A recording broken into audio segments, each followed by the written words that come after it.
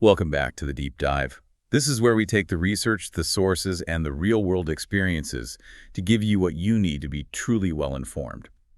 And today, we are jumping into a topic that, honestly, was sparked by one of the most incredible personal stories we've come across, and it ties directly into some really high-level policy. It's great to be here. Yeah, our mission today is pretty critical. We're going to unpack just the fundamentally different ways that Taiwan and Japan look at physical education for students with special needs. This is a field called adaptive physical education, or APE. Right. And we're not just looking at policy documents, words on a page. We want to know what's actually happening on the ground, in the schools, in the gymnasiums. And we couldn't ask for a better guide. Our expert today is a public-funded doctoral student at Tsukuba University in Japan, deep in this field. But your perspective is so much more than academic. Well, I try. I mean, you're a 5-time Deaflympics badminton athlete. You've been competing since 2009, and you're headed for the 2025 Tokyo Games. This means you're constantly traveling between both places, living in both cultures. That back and forth definitely gives you a different lens. I mean, you see the official policies, of course, but you also you feel the cultural context that sort of dictates how those policies actually play out day to day. That dual perspective is exactly what we need. Yeah. And speaking of that mobility, you actually had to return to Taiwan pretty unexpectedly from your studies because of a very specific and high-tech medical issue. I did, yeah. Can you just give us a little bit of context on that? It's fascinating. Sure. So I use something called a bone bridge system for my hearing. It's not like a typical hearing aid that just sits on your ear. There's an internal component. Okay. And that part is actually placed inside a little groove that's hollowed out in the bone just beneath the scalp. Wow, so it's literally part of you. It is. And then the external part, the processor with the microphone and battery, it connects to the internal part with a magnet. Right, a magnet. And that's where the problem started. It is. Over time, the magnetic field just became, it was too strong. It created this constant pressure on my scalp. Oof. Yeah, and that pressure, eventually, it caused some serious trauma to the skin, and I had to come back to Taiwan for treatment. It's a very niche problem, but it kind of highlights this theme of constant adaptation, doesn't it? Even with your own body. It really does. It's a perfect metaphor for APE itself. Mm-hmm. And your whole journey, starting with hearing aids, moving to this incredibly advanced system, all while competing at an elite level. Mm. It just makes you the perfect person to break down these two systems. Well, thank you. So today we're really honing in on that comparison. Taiwan and Japan. What can Taiwan learn from the way Japan has built its institutions over, decades? That's the goal. And to make sure we're grounded, we also have context from Han-Lin, who's the project manager for Taiwan's own adaptive physical education deepening plan. That's a huge multi-year project under the sports administration. So we have the policy view and the cultural view. All the angles covered. Okay, let's unpack this. We're starting inside the school system. And right away, there's this core philosophical difference that I have to say really surprised me. Mm-hmm. In Taiwan, especially now with the 2023 special education law, everything is about mandatory integration. The word we hear is fusion or Rong-Yu. Right. The explicit goal is to mix general and special needs students together, and we use these big top-down policies like the APE plan to sort of force it to happen. We do. What did you see in Japan? What's their main philosophy? It's a completely different world. The Japanese system, it operates under a philosophy that, it pretty much minimizes any policy focus on fusion. It's not the goal. It is not the goal. My observation from elementary school all the way up to my own university is that enforced integration just isn't the priority. Okay, that is a huge difference right there. So if the goal isn't to create this visibly mixed, integrated classroom, then what on earth is guiding them? What drives their APE? It's so straightforward, it's almost deceptive. The primary metric for success, the one question a PE teacher asks is, do the students like the class? Wait, that's it? That's pretty much it. Do all the students, general population, and special needs, do they genuinely enjoy the physical activity? If the answer is yes, then the class is a success. So fusion isn't a box to check on a curriculum sheet? Not at all. Enjoyment and participation are the goals. I have to push back on that immediately. I mean, that sounds nice, but doesn't prioritizing enjoyment create this massive risk? A risk of, masking segregation? How so? Well, what if it's just easier for a teacher to, say, give a student with special needs a quiet task in the corner, like stacking cones, and the student says, yeah, I enjoy this. The system would call that a win, right? Yeah. But it's not real participation. It's avoidance. That is the absolute critical question. And yes, it absolutely runs that risk of, encouraging superficial engagement. So how do they stop that from happening? They rely on this incredibly powerful counterforce. It's a deeply, deeply ingrained cultural norm of self-discipline and just this immense professional expectation on the teachers. So the government policy is loose, but the cultural mandate is ironclad. Precisely. The national curriculum just vaguely says schools must provide reasonable accommodation. 해근의挑戰. Okay, reasonable accommodation. We hear that phrase everywhere. But here's the crucial missing piece. There is basically no curriculum, no official guidance from the government that teaches teachers how to do it. What do you mean? They're not given a manual on how to adjust materials for a student with cerebral palsy or change the rules for a student with autism. They're just told what to do, accommodate, but not how to do it. So the Japanese teacher has this legal requirement hanging over their head, but zero institutional support on how to actually meet it. Exactly. And so the entire system has to lean on this unwritten cultural code. The thing you mentioned earlier, the do not disturb ethos. This seems to be the key to everything. It really is. It dictates that as a member of society, your goal is to avoid creating a burden or an inconvenience for other people. And this is especially intense inside a school. The special education classes, the Tokuban, they're often functionally invisible within a general school. You told me about a friend of yours in Tokyo. Yeah, her daughter was in elementary school, and my friend, the parent, had no idea the school even had a special needs class until much, much later. That's not an exception then. That's the norm. It's very typical, and that low profile is maintained by the school, sure, but often it's driven by the parents of the special needs children themselves. Really, the parents want that. There's a strong societal pressure which parents internalize to not disturb their child's classmates or to not place, extra burdens or difficulties on the teachers. So keeping your child's needs quiet is seen as a kind of social courtesy. Exactly. And you see it in very real ways. Like for a big school sports day or even just daily drop-off, a school with a Takuban will often use a separate entrance. Wow. Or they'll just hold a completely separate sports day for the special needs students and their families. It's a deliberate choice, and it's all designed so the general population doesn't have to be inconvenienced or, spend extra effort to integrate or understand. The philosophy is basically, we'll handle our own issues privately so we don't demand attention from everyone else. That has to create just enormous internal pressure on a general PE teacher. I mean, if you have a student with autism in your class, you can't really go to the principal and ask for a training day or an outside consultant. They can't. Because that would be admitting you can't handle it yourself, and it would be burdening your colleagues. That is the exact dynamic. A Japanese teacher operates under this incredibly high, self-imposed expectation. If a student with special needs is assigned to their class, they believe it is their absolute professional duty to provide a great PE experience. They don't wait for the Ministry of Education. The social consensus says this is a basic right and it must be met. So, in a way, they've privatized the responsibility. What Taiwan tries to solve with laws and public policy, Japan solves with individual, private, professional shame and duty. That's a really sharp way to put it. And because the solution has to be private, it can't inconvenience the system, it becomes a self-help mission. We know that teachers in both countries, Taiwan and Japan, often feel helpless when they first get a student with special needs. Right. It's a universal feeling. But the response is different. The Japanese teacher's response is personal. They solve it privately. How does that actually work? I mean, is a teacher really spending their Sunday afternoon at the library reading medical textbooks? That is almost exactly what happens, yes. They will search for hours online. They'll buy specialized books on adaptive instruction, many of which are actually written by teachers from the special support schools. And, this is key, they'll attend voluntary professional development workshops. Voluntary, so not mandated. Not at all. These are offered by local governments. And I'm guessing the scheduling of these workshops is also designed to not disturb anyone. Oh, absolutely vital. These PD sessions are held almost exclusively on weekends. Of course. And that's non-negotiable, because if it's on a weekend, the teacher doesn't need a substitute, they don't miss class, and the whole school schedule runs smoothly. It's a huge personal investment of their own time, but it maintains that professional integrity. Okay, let's bring it back to Taiwan. We have the opposite, mandatory rigidity. After the 2023 law, we are aggressively promoting PD. We don't ask teachers to give up their weekends. We pay for subs, we mandate the courses, we offer certifications. So what are the pros and cons of our top-down approach versus their culturally driven one. The main benefit for Taiwan is, I think, systemic knowledge.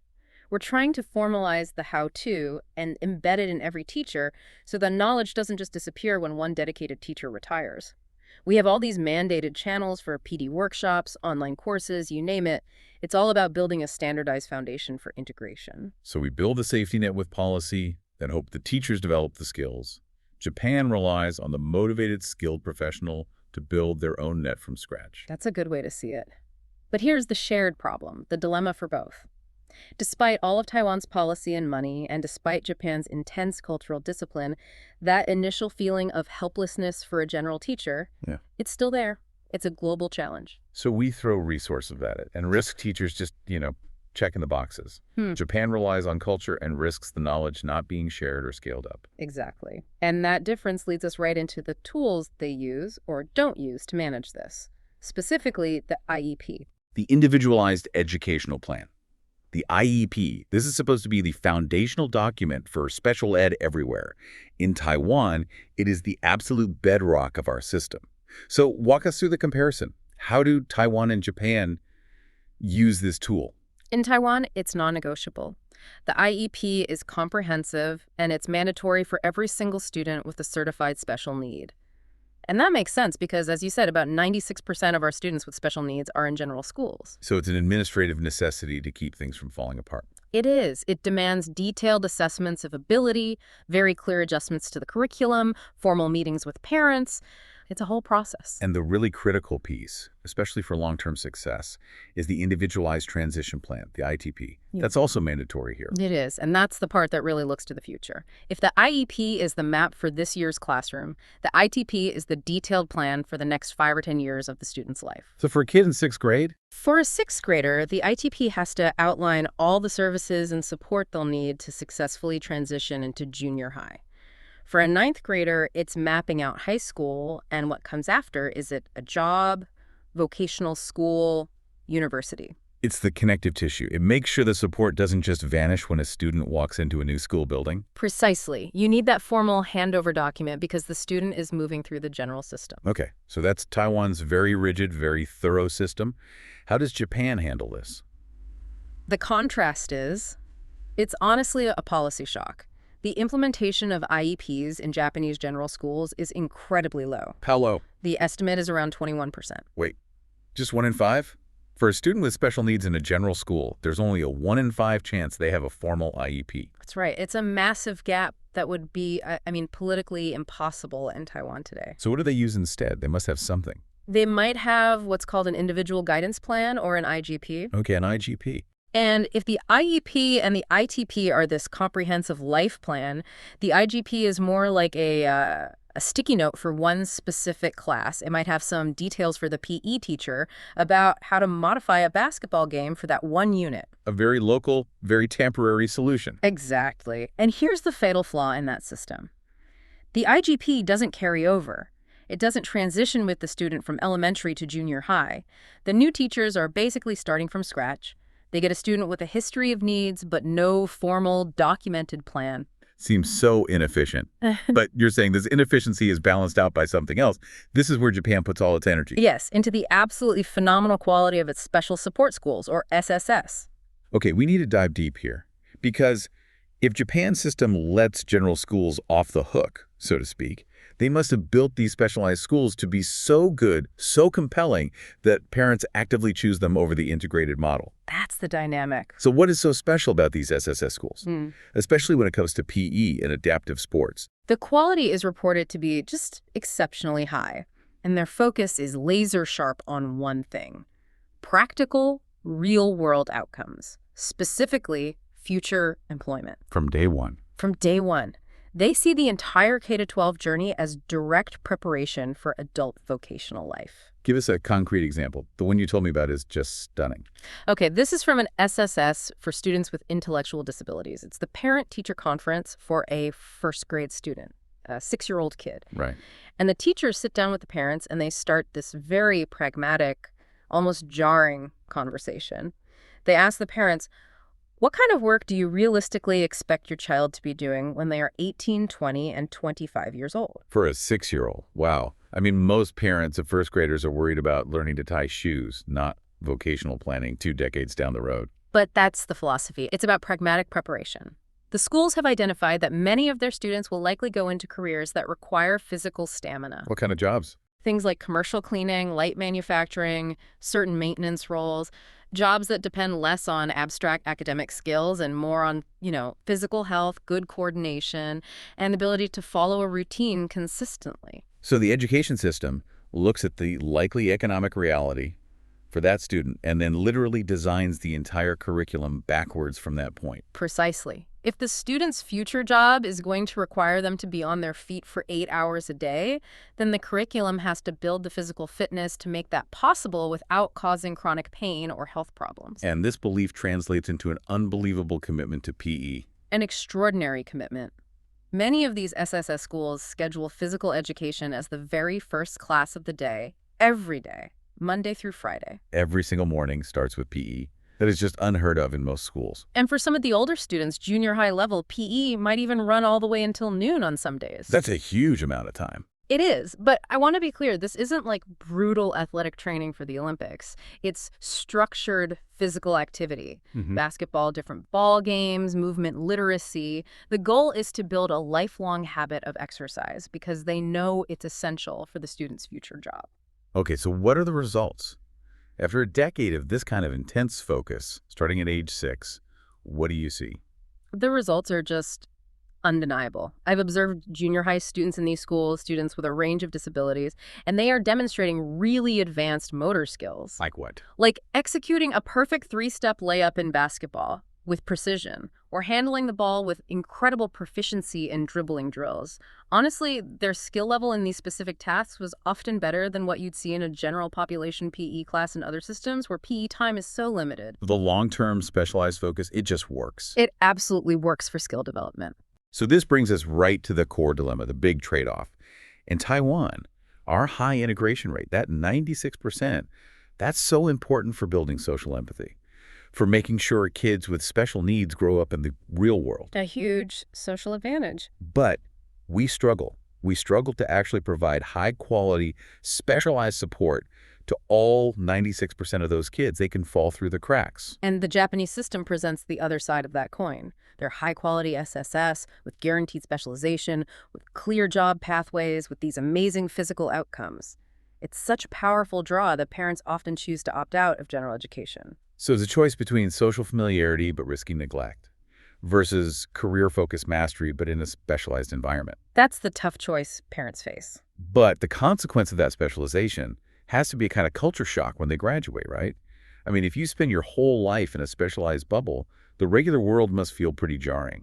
It's the constant challenge. If a school for the blind, to be efficient, decides not to use lights in some hallways because the students can navigate by memory and sound, that's great for the learning environment. Right. But then they graduate, and the outside world is filled with bright lights and loud noises. It wasn't designed for them. Or in a school for the deaf where everyone signs.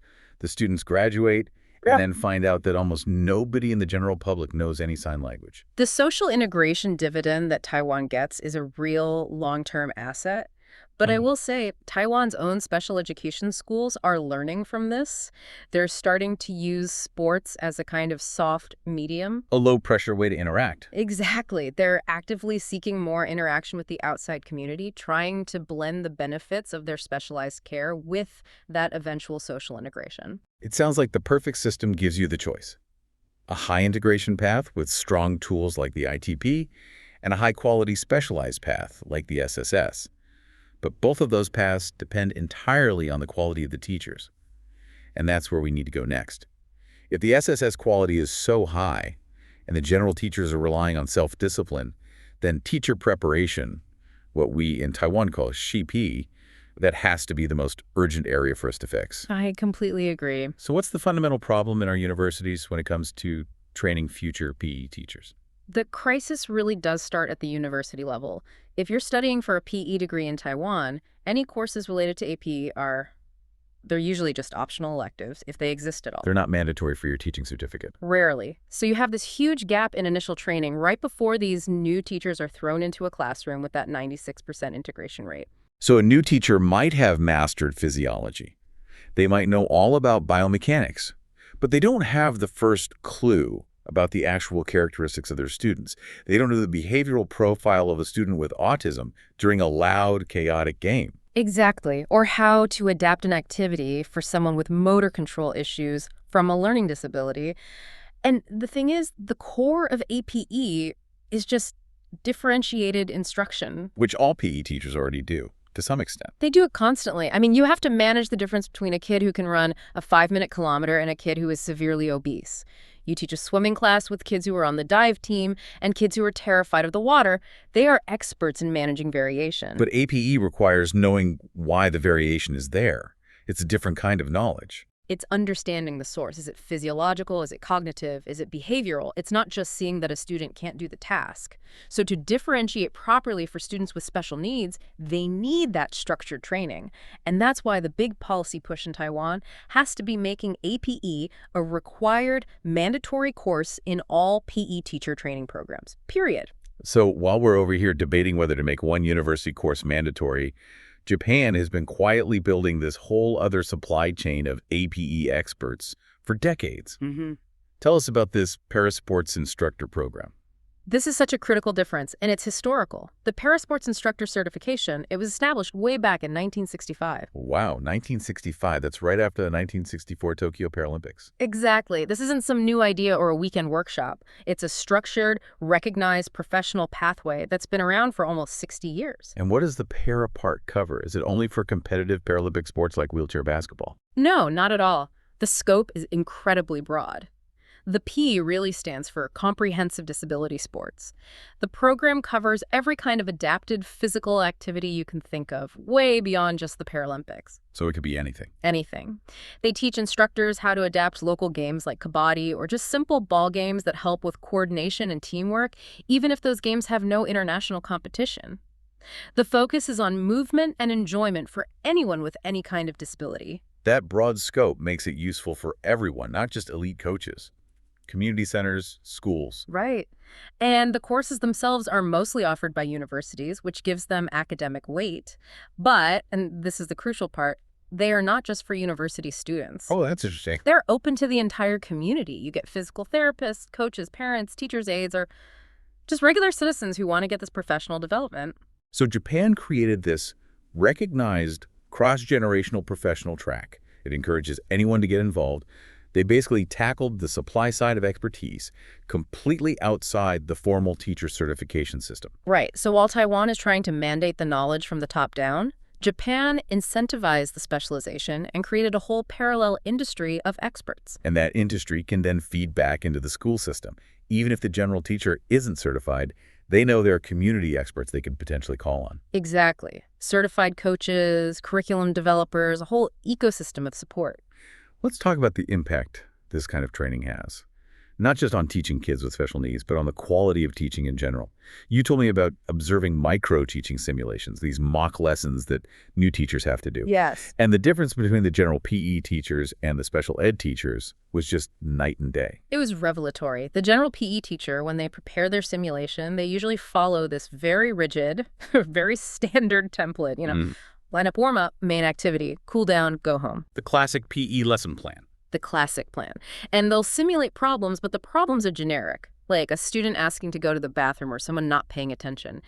The scenarios are about managing procedure, not managing people. It's like a standardized assembly line for teaching. It is. Now, you compare that to the special ed teachers. Their simulations are deeply differentiated and personalized from the very beginning. Their assignment isn't just teach a lesson. What is it then? It's, okay, student A has sensory processing issues with loud sounds. Student B has diagnosed motor control problems and needs constant verbal cues. And student C has massive anxiety about failing, so their motivation is a huge issue. So they have to plan for 3 distinct, simultaneous, personalized crises from the start. Right, and so the instruction they design is realistic, it's flexible, and it's completely focused on individual needs and being ready to adjust on the fly.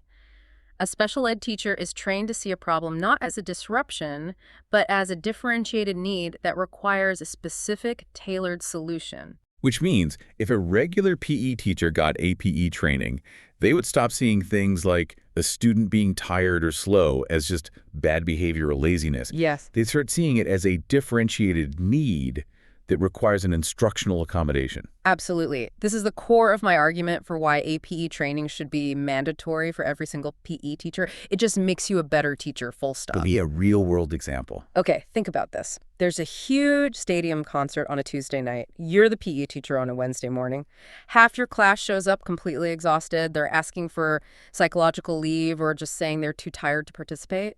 That is a very real special need, just a temporary one caused by, life.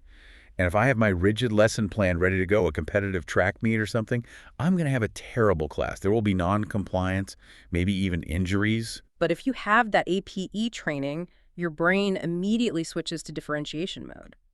You see lack of sleep as a temporary physical impairment, like an injury.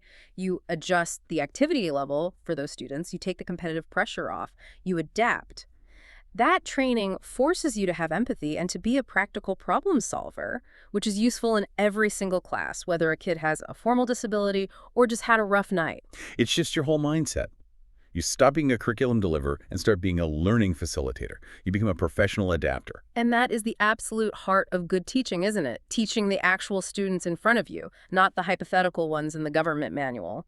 The Japanese system, through its culture and its certifications, it fosters that skill, even if it fails on the formal integration side. This has been an incredibly clarifying comparison. We've got Taiwan's mandated integration on one side and Japan's cultural self-discipline and specialized excellence on the other. The key takeaways are pretty stark. Taiwan uses policy-mandatory IEPs, mandated PD to force integration, which is great for building societal empathy. The big challenge is making sure we have the resources and the skills to actually support all those integrated students well. And Japan prioritizes not making a fuss and specialization, which leads to these amazing special support schools, but it comes at the cost of potential social isolation. Right. So the lesson for Taiwan isn't to just copy Japan or abandon our integration goal. It's about selectively adopting the best parts of their model. Exactly. We need to look at two huge areas. First, the power of a really focused, career-driven pathway, like what the Japanese SSS does.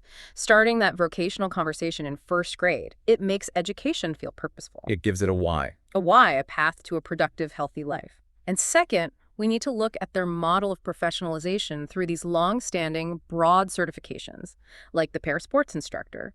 We need to build up that community of experts who can then support our general teachers in our integrated schools. So we need the rigor and the clear outcomes of their specialized centers, but without giving up on our mission of an integrated society. A tough balance to strike. And of course, this whole conversation has just been about the school system, K through 12. That's just the start of the journey. My research in Japan gave me a lot of insight into what happens after graduation, how community integration works, how national resources are used for adult sports, the support systems for adults with disabilities. It's a whole other layer of their culture and government priorities. That sounds like our next deep dive for sure. We'll have to pick up that thread and see what happens when these students from both systems enter the adult world. But for today, we want to leave you with one final thought to really think about, and it comes directly from that incredibly pragmatic Japanese SSS model. Remember that school asking the parents of first graders about their child's employment goals for when they're 25? That question poses a fundamental challenge to our own system. To what extent does our current approach, our special education laws, our APE deepening plan, to what extent does it allow us as a society to honestly and pragmatically envision a productive, independent, and physically healthy future for all our children, regardless of their ability? That's the question. Or are we still too focused on just managing the immediate academic goals and checking the administrative boxes without a clear physical roadmap for their long-term health and their vocation? It really is a question of vision. Thank you for joining us for this deep dive. It was a pleasure, and I hope you join us next time as we look at life after the school bell rings for the last time.